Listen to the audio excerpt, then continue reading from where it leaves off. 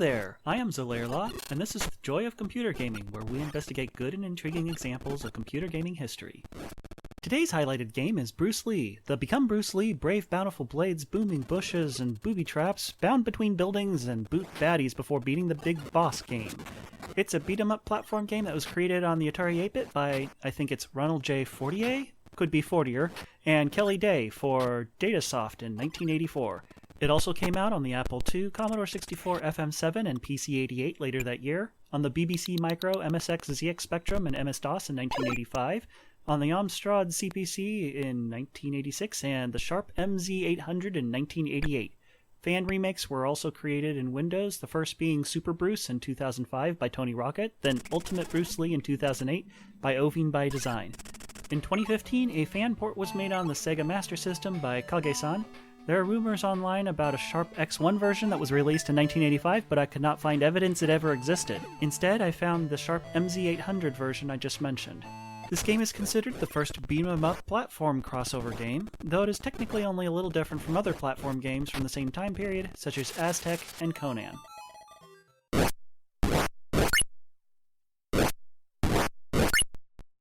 The look of Bruce Lee is one of its most distinguishing features. Almost everything you see on most screens is there for aesthetic purposes more than anything else. All of these white screens are in the background, and they appear throughout the game, though in later levels they're a medium gray instead.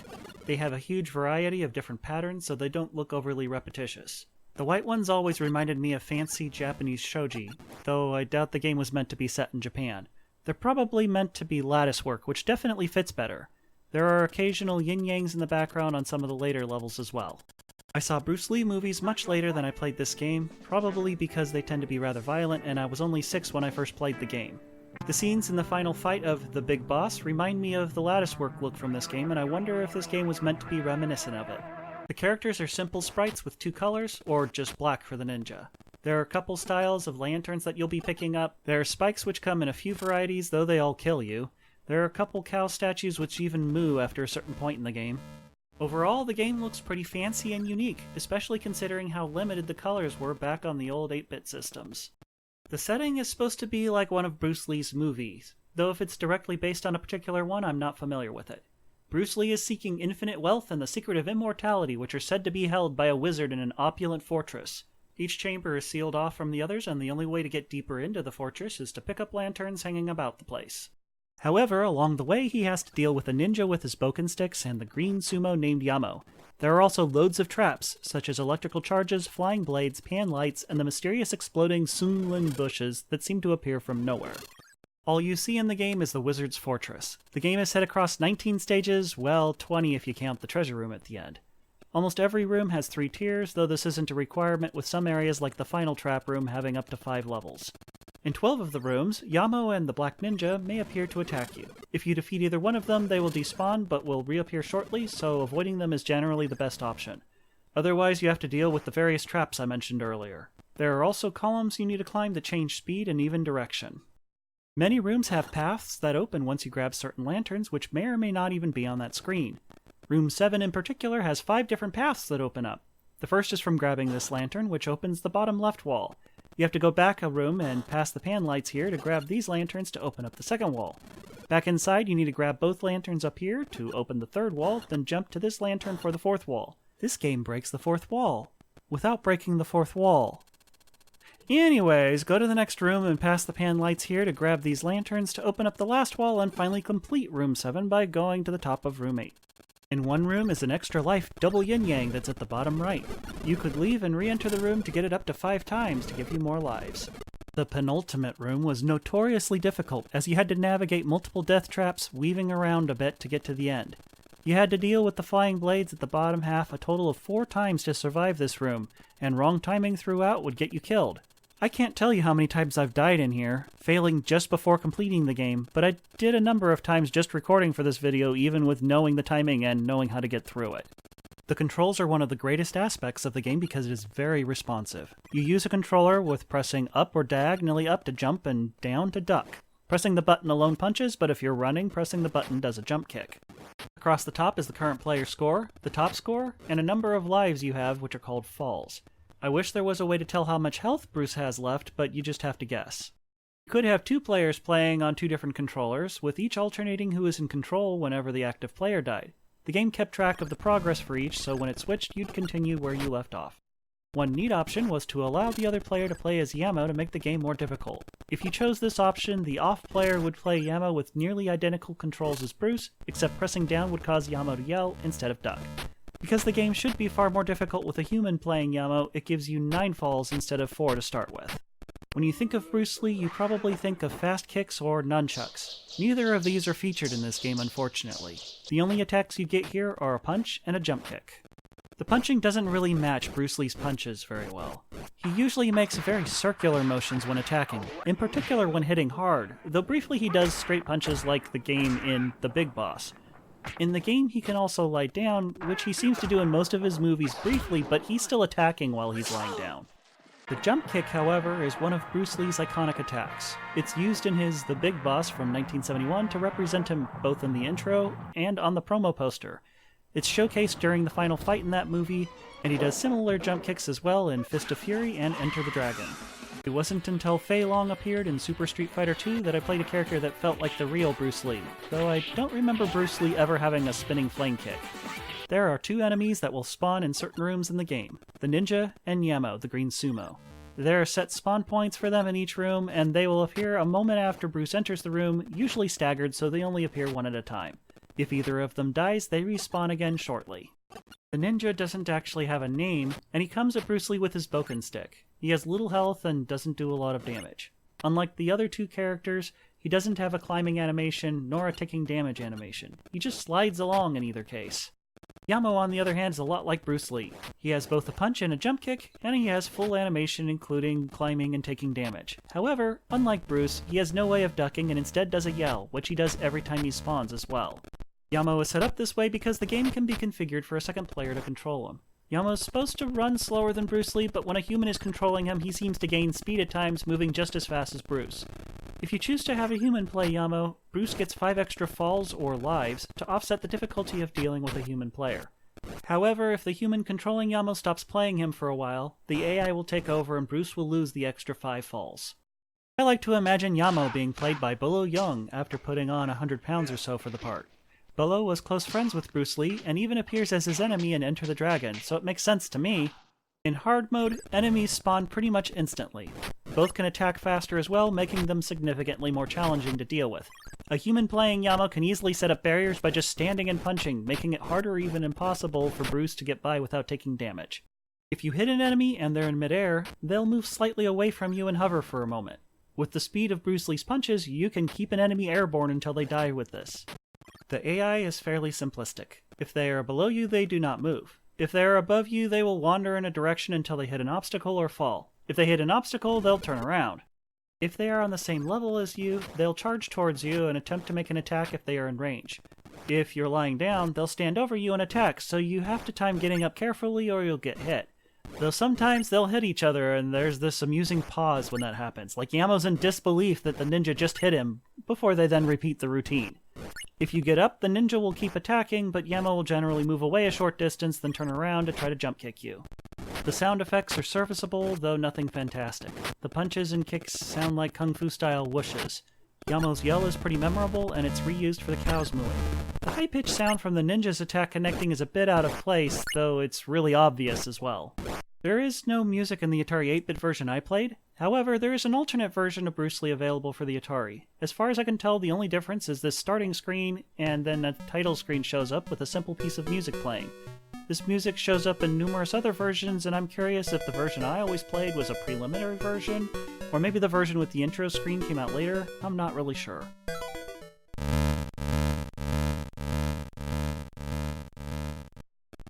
I played this game off and on as a kid, largely with my brother. It was fun taking turns as Bruce and trying to avoid the other player as Yamo.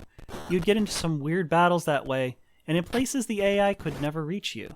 Winning the game once with my brother as Yamo seemed to have been the tipping point though, because we really didn't play much after that. As often is the case, there's just a point where a game has been well and truly beat. The map is fairly straightforward, and aside from the hidden entrance to the underground area near the beginning, it doesn't take long to figure out where you need to go next. Of particular note is that the final wizard is so incredibly easy once you figure out how to beat him. You just run straight to the right edge of the screen. One thing that I saw in several places online is that there are 20 rooms in the game. This is true only if you count the final treasure room as a room. You don't really need to get through this room because you've already won once you've reached it.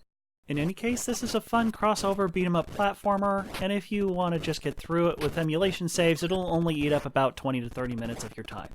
It hasn't aged very well, but it was fun making all of the recordings for this video.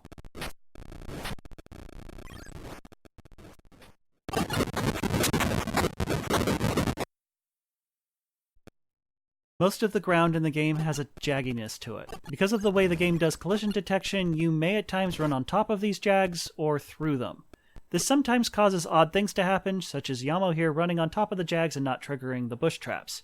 Later, after the ninja kills him on accident, he respawns and runs through them instead, and now the traps are triggering.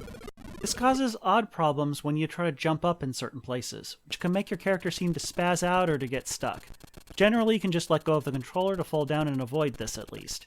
If a human-controlled Yamo punches too much on a single screen, he'll suddenly start punching a lot faster, as if it was on the higher difficulty already. This alternate mode makes it hard for Bruce Lee to move to the right, for some reason, and disables his ability to punch over and over while holding the button. If Bruce Lee dies near a wall, the taking damage animation doesn't happen, so the game just seems to suddenly kill you instead. If you punch a wall, you'll be turned around still punching. It looks a bit strange. You're stopped if you jump kick a wall as well, however, if you time it right, you can actually hit enemies through certain walls. You can very rapidly punch a moving column, and it does count for punching others. If you try to duck near a wall, but you're facing away from it, it won't work. Face the wall or move away from it to duck. If the wall may be removed, such as by grabbing lanterns, you can duck next to it, but the game makes you spaz up, then try to duck again, moving you away from the wall. It looks kinda glitchy. Falling on enemies is kind of glitchy as well. Sometimes it'd give you only 50 points, sometimes it'd give 12,550 for no reason. You could also move up and down the ropes and get hits in on occasion. Supposedly there's a way to cause Bruce Lee to get stuck falling doing this, but I couldn't cause it to happen. Yamo is not meant to grab the lanterns, and with the way the game handles detecting whether you fall or climb something allows him to somewhat jump up lanterns in these later gray levels. However, many times this will trigger a state that causes the game to reset everybody, and you'll all appear on one of the spawn spots in the room. The player using Yamo could really mess with Bruce with this glitch. Yamo also can climb up the extra life double yin-yang as if it was a rope ladder, but this doesn't seem to do much. In a couple places, Yamo can actually climb all the way to the top of the screen, which acts like a rope ladder all the way across the screen. It doesn't really benefit him much, except perhaps to administer some death from above.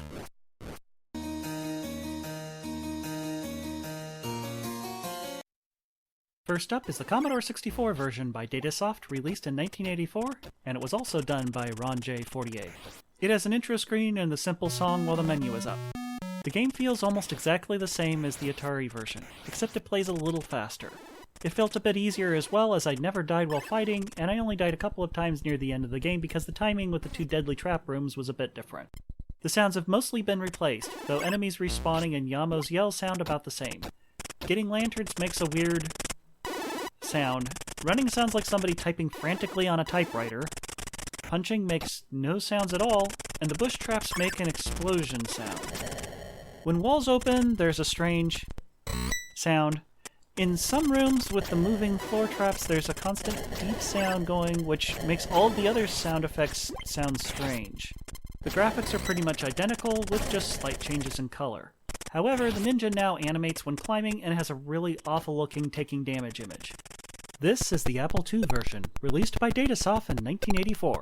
Oddly enough, this version was programmed by a Rick Mirsky, and has completely removed any mention of Ron J48 everywhere in it. But that will be in Ron's favor because this is a really bad port. It does have the intro screen and a really bad version of the music in the menu. In the game, the color choices are strange. Why is the sky purple when we clearly have a blue that's used at the bottom of the screen? The sounds are bad, though that seems to be a common problem with the Apple II. The enemies don't act like they do in the original versions. They don't hit each other at all. The ninja doesn't have a take damage or climbing animation, so it seems to be based on the Atari version. There are times the ninja attacked me and didn't hit. There were other times I could stand somewhere and neither enemy attacked me at all. The game's hitboxes were just awful. I died numerous times to obstacles in the game when I really shouldn't have. This is so noticeable considering how well the hitboxes worked in the original. I don't know if I had a trained version of the game, but with the one I found, dying didn't decrease your falls, so you essentially had infinite lives. I did get all the way through the game because of this. The top of the screen got all glitchy about halfway through the game for no real reason. These curved stairways were horrible to go up. Look how slow this is. And when you win, the game gets glitchy all over. You should just avoid this version. Next we have the FM7 version by Datasoft and Comptek, released in 1984. It was difficult to get running because it requires running it through FM7's DOS, and I couldn't find a manual for it anywhere in English.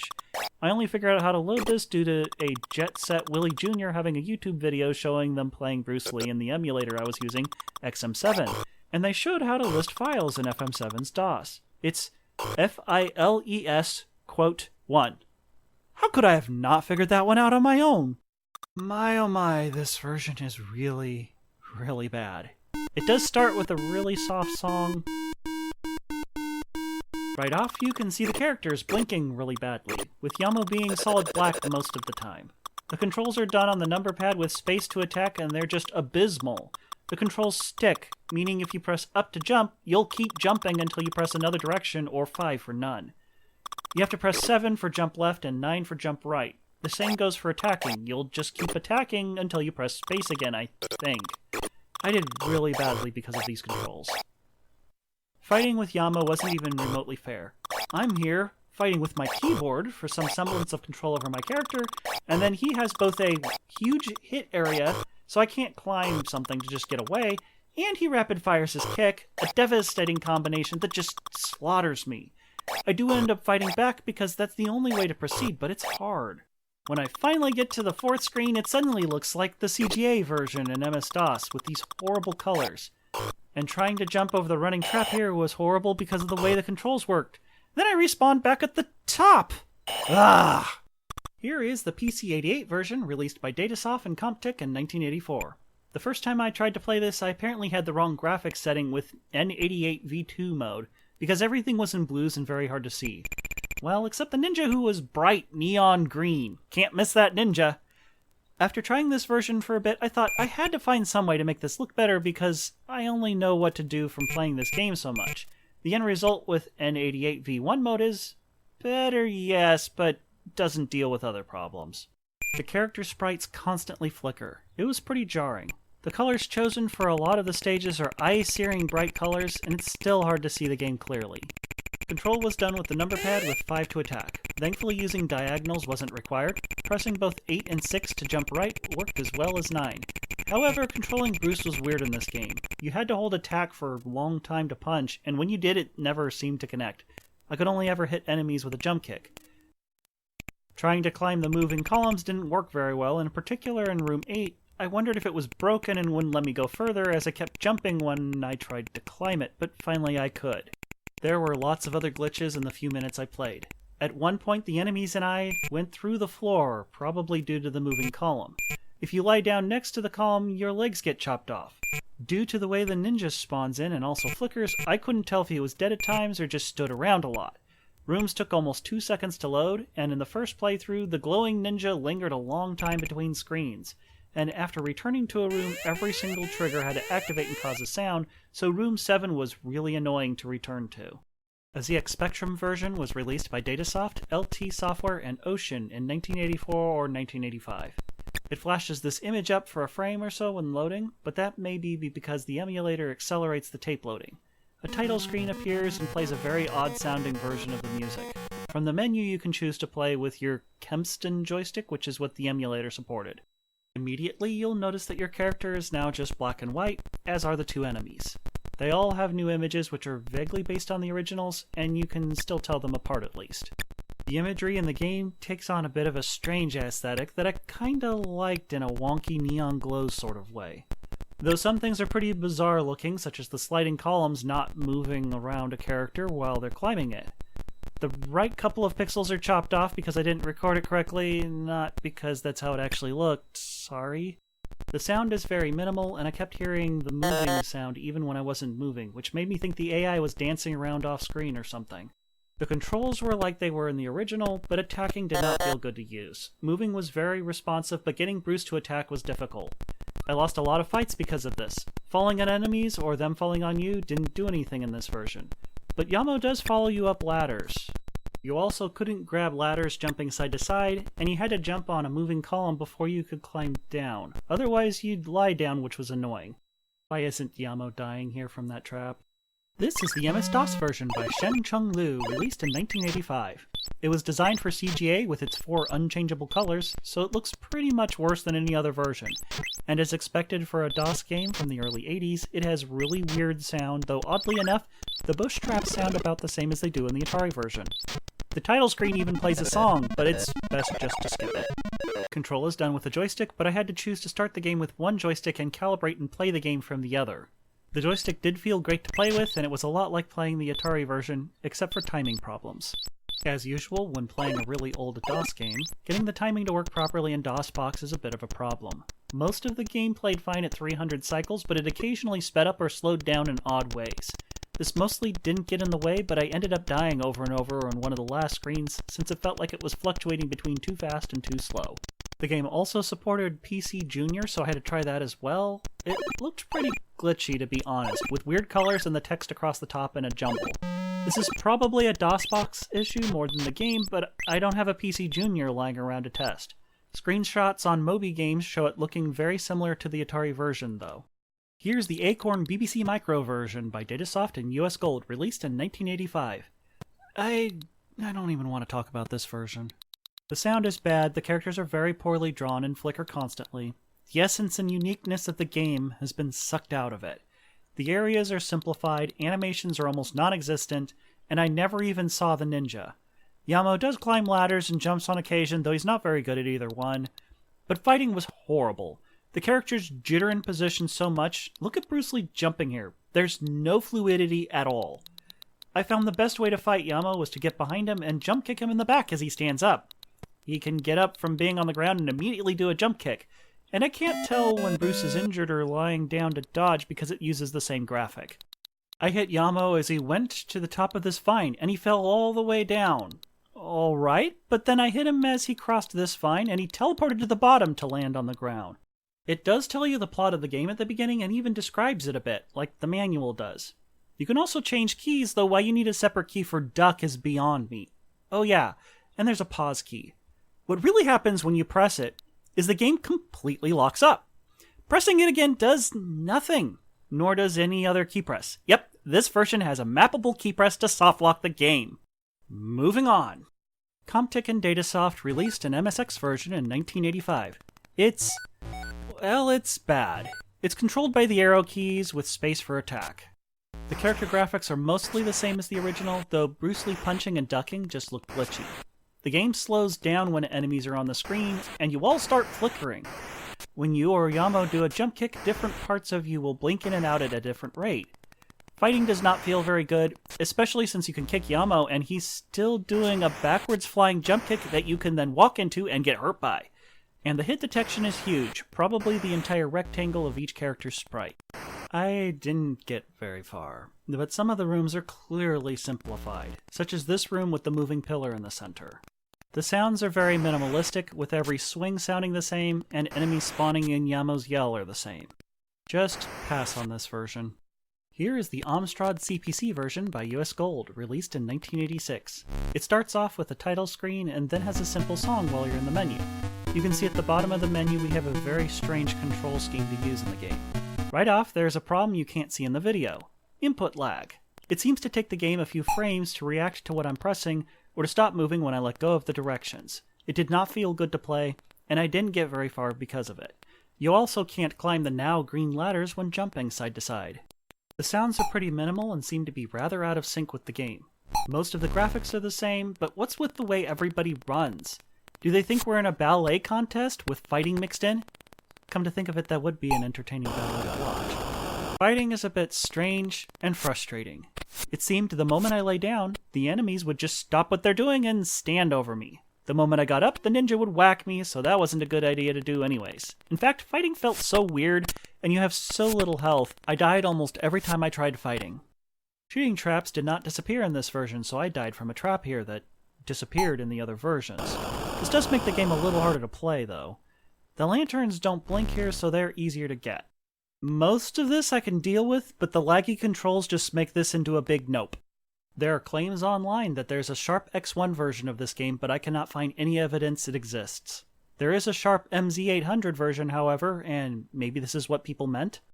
So here is the Sharp MZ800 version by J.O.V. Seton, released in 1988. It has a simplistic intro with 2 cow statues and a very strange-sounding version of the title song. I tried playing with a joystick but couldn't get it working in the emulator, so keyboard it is. At least this lets you choose your own keyboard controls, so I used the arrow keys and spacebar. This version seems to be a port of the ZX Spectrum version because it uses monochrome versions of its backgrounds and sounds a lot like it as well. Right off, the game is quite visually different, with only light gray and a purplish color for the background. Bruce Lee, Yamo, and the ninja are all black, except when they overlap the purple, then they're orange, so it appears they're drawn with a Zor, a common simplistic method of drawing sprites since you could just Zord again to erase them when they move. The game runs at turbo speed when only Bruce Lee is on the screen, which is hard to control due to how fast it is. Once the enemies show up, it's slowed down to about the original game speed. Never a good combination. The combat is messy in this version. If I got the right amount of distance, I could just run and kick over and over until the enemies were dead. Punches also knock characters down. The enemies have more health in this version, whereas you have less. It takes very little to kill Bruce Lee in this version. It felt a bit clunky trying to fight the enemies, especially since they don't behave like they do in the original. Yamo even climbs ladders after you, but often just hangs around. You can't grab onto ladders when you're jumping side to side, which makes some parts frustrating, like the moving columns. I only tried it a couple of times before giving up to frustration. The speed-ups and slowdowns really sucked, and feeling incredibly fragile around the enemies and having difficulty defeating them made it feel unfair. A Super Bruce was made for Windows in 2005 by Tony Rocket, though the version I found was revised in 2009. I couldn't get this to run in Windows 7, so I tried it with VirtualBox and older versions of Windows, and got it to run in Windows XP. This supposedly has music, and I could see there are MIDI files with it, but I didn't have any sound or music in the game at all. You're supposed to be able to play with a joystick, but I couldn't get that working either. Using the keyboard worked at least. This remake is not very good at all. Some digital images were used in places such as the mountains in the background, with really badly done doodles of the characters over the top of it. This reminded me a lot of Lairware's version of Ultima 3 with how badly everything looked together. What the heck is with Bruce's arms when you climb and jump up? Is he supposed to be a rock climber like the Alp Man? What the hell has replaced the ninja? It looks like a long-haired wrestler woman in high heels with a giant blue glow stick. The attacking doesn't look good. You don't impact or stop when you hit an enemy. When anybody hits the ground, they stay down for far too much time. When an enemy dies, they fly away with wings and a halo. You don't regenerate health, but your enemies do because having them endlessly respawning wasn't bad enough. The way you move does not feel good either, especially when you're falling. You can move side to side while falling, which makes you move at a weird angle. There are even places where this seemed to be required. The moving columns were just weird glowy blue tubes that you could move up and down in some places and that pushed you constantly in others. On my last life, I was no longer able to control Bruce, and he just slid down one of these tubes until he was impaled on the spikes at the bottom and flew back up and off the screen before I was told game over. This is a really, really awful remake. Another remake is Ultimate Bruce Lee for Windows, created by Trevor Smilla Story and Stuart Collier, based on the C64 version of the game, complete with its strange sounds. It has multiple modes, most of which you need to unlock, so I only saw a few of them. You can play with the joystick, which felt almost the same as the Atari 8-bit version, but with revamped graphics. I played all the way through the game in the remake mode. The enemies react a bit differently, particularly the ninja who just holds his weapon out for a long while between every swing, though Yamo climbs ladders in this version. The enemies have no delay when spawning, so they can spawn and immediately attack, which is annoying but doesn't kill you too often. Attacking was a little weird because you hit enemies immediately, not as your foot is shown actually kicking, so I kept feeling like I was hitting enemies too soon. The graphics are a bit sloppy, not matching each other in quality or artistic design. Yamo in particular looks pretty dumb with his gigantic head. I did like the fog effect though, since it was a nice touch and didn't block or obscure anything. Otherwise the game worked pretty darn close to the original and felt like a proper remake of the game. After completing the game, a retro mode opened that looked like it's trying to emulate really early sepia-tone movies, and you get a load of ninjas after you in every room. Otherwise it seemed to be the same. And original mode lets you play with the original graphics. The new gameplay changes are here, so this is really just a reskin with the old aesthetic. Yamo at least pauses and yells when he spawns instead of instantly appearing and attacking, and randomly he also does his yell in this mode, which is kind of neat. I also tried the Tron mode, which used the original graphics as a base and outlined them all for a strange looking view. Again, this is just a reskin, though there are 2 ninjas in this mode. Anyways, this is a pretty decent remake of the game. The extra modes and the option to use the original graphics or the higher res graphics reminded me a lot of the commercially released Archon Classic that I liked and brought up in my Archon video. A fan remake of the game was made for the Sega Master System in 2015 by Kage-san. They even made the box art and the manual for it with the cutest Bruce Lee I've ever seen. Right off, you'll notice there's background music while playing. It's very simplistic music, but it doesn't distract from the gameplay at all. The imagery in the game is quite colorful, and I feel it at least somewhat captures the spirit of the original game, even if some of these walls look really generic. The characters all look pretty nice as well. There are ticks for everybody's health across the top, which is nice to see for a change, though you can see you don't have much more health than Yamo. The controls are done with one button for jump and another for attack. It felt fine to play, though it took me a moment to get accustomed to pressing a button for jump.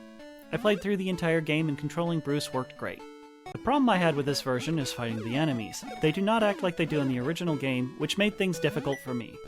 Yamo will climb up ladders in this version, and if you're on the ground, the enemies will just run around and ignore you completely, which makes tactics like lying near a trap to kill them easily not work.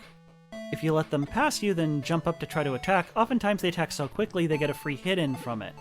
You also can't rely on a delay after either one attacks because they can just attack right away again after that. You can attack right away as well, and it felt like just spam pressing the button was more effective than trying to have any sort of strategy. Lie down next to a wall facing it, wait for them to get between you and the wall, let go of down, and spam punch until they're dead. You can just spam attack while running to trap them and endless jump kicks as well. Anyways, this is certainly not a bad port at all, and one of the best looking of the lot. I just didn't care for the fighting portion of it.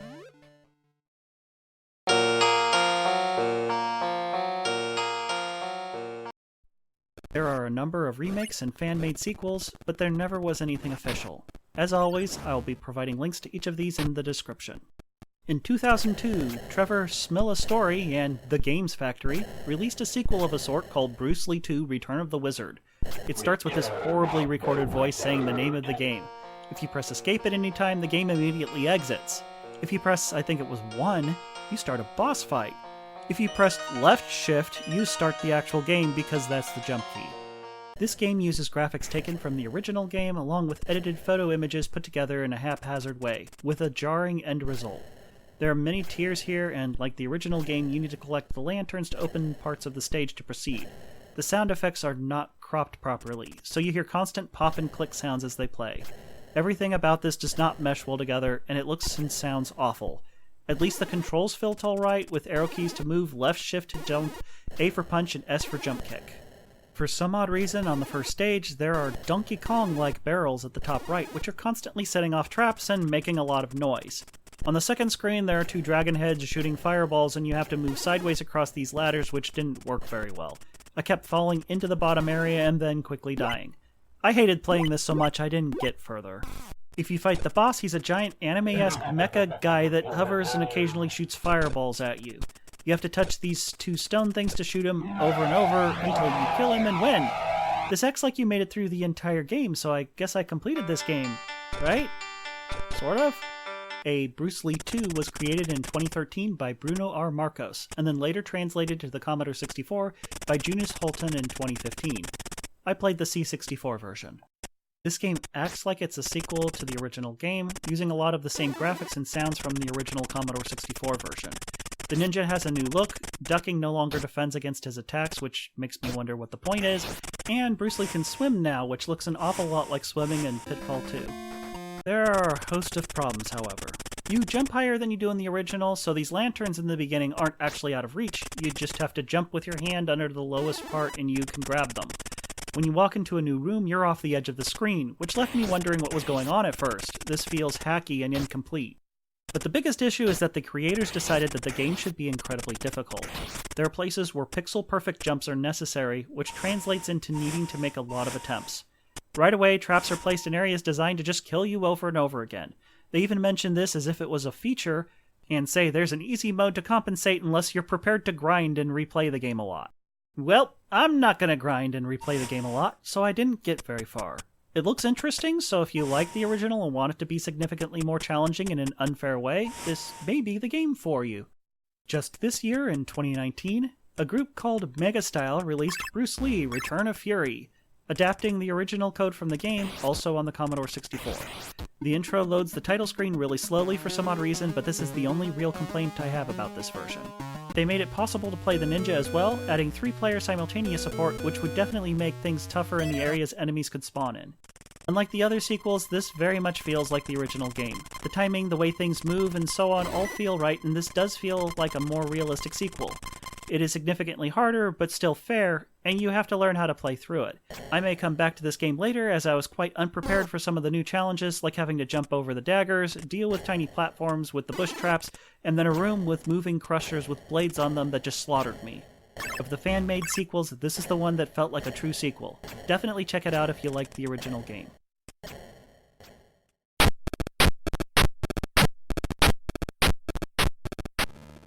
Bruce Lee was highly rated on many of the systems it came out on, but I cannot find any information on how well it sold. However, as it is credited with being the first beat-em-up platform game, it seemed to have spawned a new genre containing many games and which is still alive today. The game engine used for Bruce Lee was modified and used later for Datasoft's The Goonies and Zorro, both of which were released in 1985.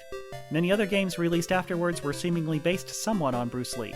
Some concentrated on just getting through scene after scene, such as Ninja with its wild music, and the horrible Dragon Lord, which I can't even figure out who to blame or what year it was released. Concentrating more on the platforming and gathering item sides were games like Castlevania and Draconis. The best old computer game example of this style of gameplay that I know of is Prince of Persia, made by Jordan Mechner, who used the smooth animation style of his previous title, Karateka, and combined that with quite complex puzzles that would kill you for almost every mistake. Much later, Prince of Persia: The Sands of Time moved it into 3D with some spectacular fighting scenes at the time. There are countless other games still made in this genre, such as Hollow Knight from 2017. In the gaming world, Ron J. Fortier is best known for his ports of Zaxxon and Cannon Hall Volta in 1984, as well as creating Bruce Lee. He also created the Commodore 64 port of Alternate Reality: The City in 1985, he produced and helped design Stunt Island in 1992, and he was the technical director for Aladdin on the Genesis in 1993. I don't know what he's done between then and now, but he's somewhat active on Twitter, which says he's the director of production and SEO for a company called Dr. Genius, based in Irvine, California. This means in my job, we may actually have clashed, since I've created 2 websites now for 2 companies of South Californian doctors. Aside from on Moby Games, I haven't been able to find any information about Kelly Day at all. His name is fairly common, and trying to do searches for him give me the wrong results, or bring me back to Moby Games. He's definitely not the president of Viacom Digital Studios, and he's not the Canadian politician, and he's definitely not a Kelly Day, which is a day off given to firefighters to avoid overtime. What I do know is that he is credited with doing the graphics for Bruce Lee, as well as The Goonies and Zorro, all Datasoft games. His last credits are for Novalogic, where he helped with the graphics for Wolfpack, and he did 3D modeling for Ultrabots. Though Datasoft has already showed up in this series in the honorable mentions for 1982 because of their Clowns and Balloons, I haven't really talked about them as a company. Unfortunately, I couldn't find much information about Datasoft. Founded in 1980 by Pat Ketchum, wonder if he has a son named Ash. Groovy. And based in Chatsworth, California, they seem largely focused on making 8-bit games, mostly for the Atari 8-bit, Commodore 64, Apple II, Amstrad CPC, and ZX Spectrum. They made ports of other companies' games, such as Zaxxon for the Apple II, and Puyon for the Apple II, Atari 8-bit, and Commodore 64. However, I remember them fondly for their own creations like Bruce Lee, The Goonies, and Zorro, as well as games they published like Conan Hall of Volta and the incredibly ambitious Alternate Reality: The City, which I'll definitely get to in a later episode. In 1986 or 87, they started having financial problems, and Samuel L. Poole and Ted Hoffman bought up the leftover assets and renamed the company IntelliCreations, though they often still used the Datasoft name. They then released the colorful Saracen, as well as one of the greatest 8-bit RPGs, Alternate Reality: The Dungeon. This didn't save them, unfortunately, and it seems they stopped making games back in 1989.